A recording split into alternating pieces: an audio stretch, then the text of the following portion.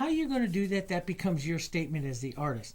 But when you look at the basic sky, a basic simple sky is like this, okay? A basic simple sky is a little darker at the top, lighter as it gets down here towards my horizon. So if I put in any of my, like let's just put in a little bit of a green color here. And if I want to make a quick statement here, just real quick here of a green, let's just say. So I'll put some green down here. I'll have some green grass here, right down here, green grass down at the bottom like this. As that grass goes back in the painting, it's going to become more like the sky. And this is what you simply do. You just simply add that grass color right into the or the sky color right into that grass. You go like this and add that right into there. So what happens is you get darker and you get darker. So you get this, the two of them come together right along the horizon line, and that's what makes the horizon line, is where the two get lighter and lighter and lighter, and they come together almost to the same color right through there. So, and that's what artists do. That's how you get this visual perspective. This is what happens into the distance. And so as we add objects up here into the front, it doesn't make a difference what you add. It could be a little bush or something like that. As I add this, if I say this is going to be a little bush or something here, as I add this, this has got to become smaller and lighter and more and more and more and more and more visually like the horizon there, and that will push it right to the back. And the same thing with a cloud here as I go back with the cloud, okay? So in your mind, you're setting up. Your first setup is darker at the top up here. This is what happens. And then as you get to the horizon line, because you're looking through more of that water vapor, it's got to become lighter. So you set your ground up like that. Let's just push that back like that. So you see a little bit of, and that's what's going to give you your perspective. Now, as you get up in here, let's talk about simple little clouds. Okay, we got to paint some clouds. Now, I put down background color. I put down color like this because it gives me something to paint into, something to soften into. I like to do that.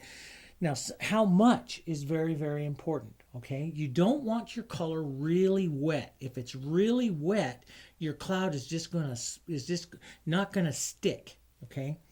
And you want quite a bit of paint. If you have too much paint, your cloud's not going to show up.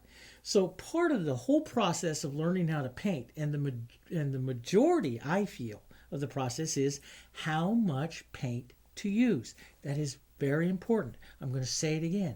How much paint to use. Don't just slap paint on here without feeling the surface and thinking how much paint to use. Because how much is on the surface is going to make it either easy or difficult to paint. You want just enough. Now, how much is enough? That's going to vary for each one of us and vary determining upon the technique or the tool that I'm going to use. If I'm using a soft fusion brush, one like these here, I can have less paint on the surface and I'll be able to get a nice cloud with these.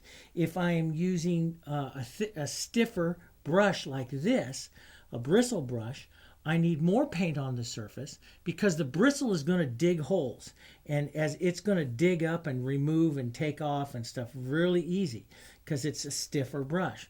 So if I'm going to be very soft, I can have, if I'm going to use a fusion or something like that, I can have a little bit less color or a little bit less color on the surface. As I head to the bristle, a stiffer brush, I like stiffer paint. Thicker paint, stiffer paint onto the surface. So if you're moving your brush and you're digging it up and you're seeing your background or the white of the canvas come through or something like that, you don't have enough paint on the surface, okay? And watch that. That is the most important thing. That's why I say it several times, is how much paint do you have on the surface. And if you're fighting it, and your cloud isn't staying, you can't see your cloud, the second you touch it, it disappears, you have too much on the surface. Vary that. That's what I want you to practice first in any of your painting.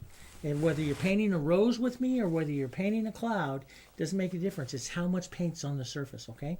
Now, let's come down here and let's just grab some, I'm just going to use a soft little a soft little fusion. We'll try that. Notice how thick my white is here. This is how thick I like my white. And in the oil painting, we used to always say thick paint sticks to thin paint.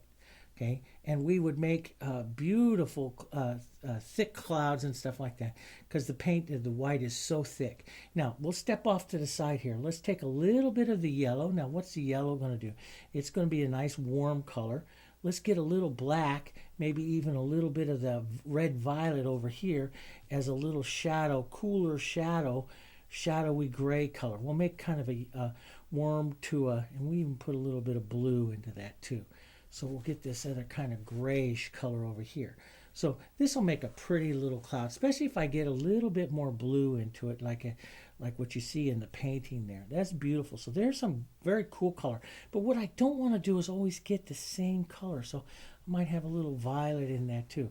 I'll go up here towards my warms. Now, if I have green on there, I might even add a little bit of green up into these whites here too, right up into your clouds. Your job as the artist is to paint beautiful harmony. Look at the beautiful yellow, green, light yellow, green, gray that makes right there. It's beautiful. Right down into here, into some of your shadows here that will go, and even to a little bit of black here, some of your deepest, darkest, coolest shadows. Look at the shadows that would be on that cloud. That would be a beautiful cloud to paint within that. And so I'm using some of the colors that I already have out here.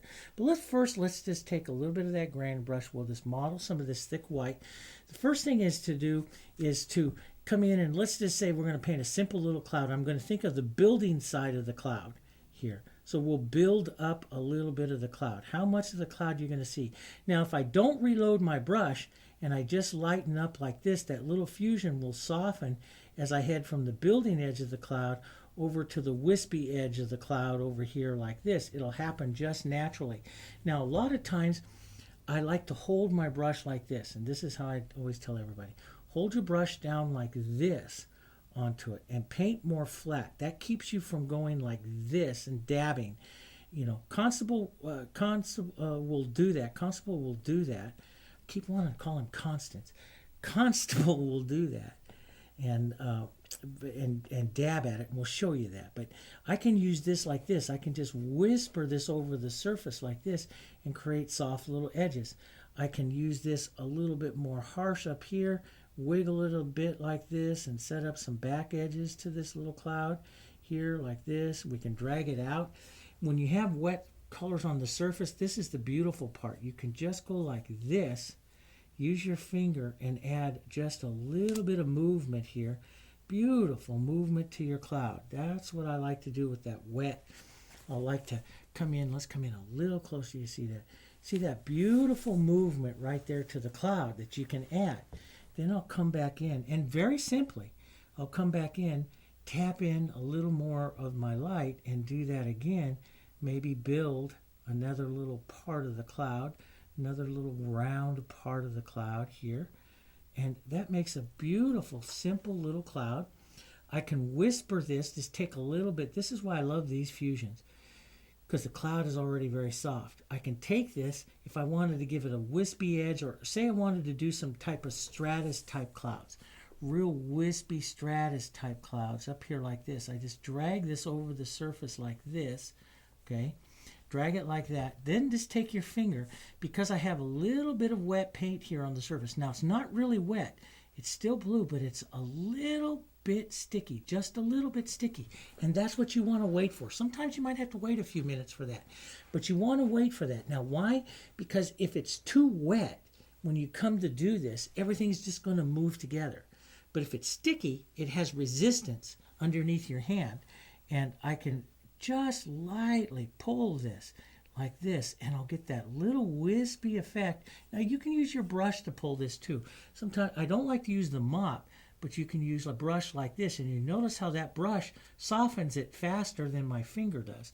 But that's going to give you all these wispy little edges right like this onto that cloud. And we'll put a few right up over here.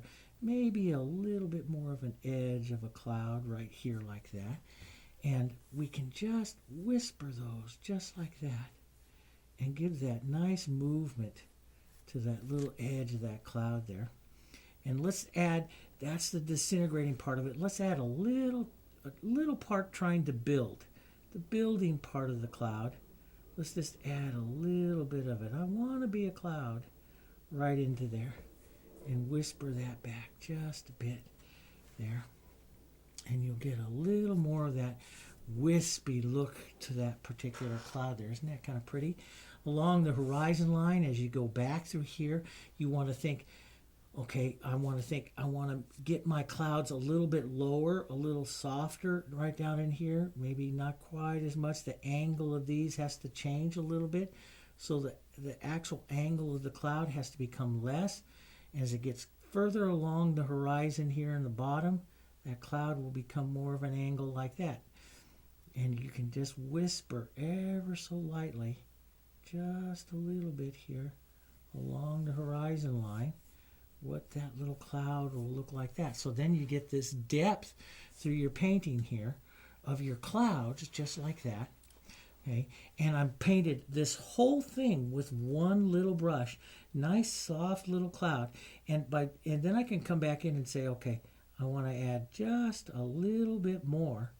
This is just a little 3-minute cloud, but once you understand them and some of their movement like this, you can do some pretty little stuff.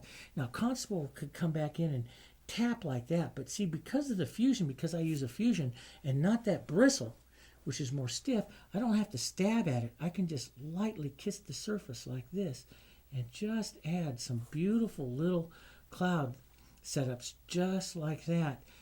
And it gives a really, really nice look to the painting. So I'll use thick paint like this just on a surface that has just a little bit of stuff there, and then I will think of a building edge and a wispy edge, and I get a nice look to some clouds that way. And of course you can build up more and stuff like that over there. But that's one way. And then of course, you know, how much of that building edge you're going to put here and the types of edges and stuff like that, that's up to you. But with this brush here, this is a little number 10 fusion brush, soft. Hold it flat, use stiff paint like this, and put that in there. And that is very, very easy to paint a simple little cloud. Now, we didn't add shadows and stuff to this one, but you can. We'll add shadows to the next one. But that's just a simple little cloud. Then we'll go do another one here, and we'll add some shadows to it, okay? See you in just a minute.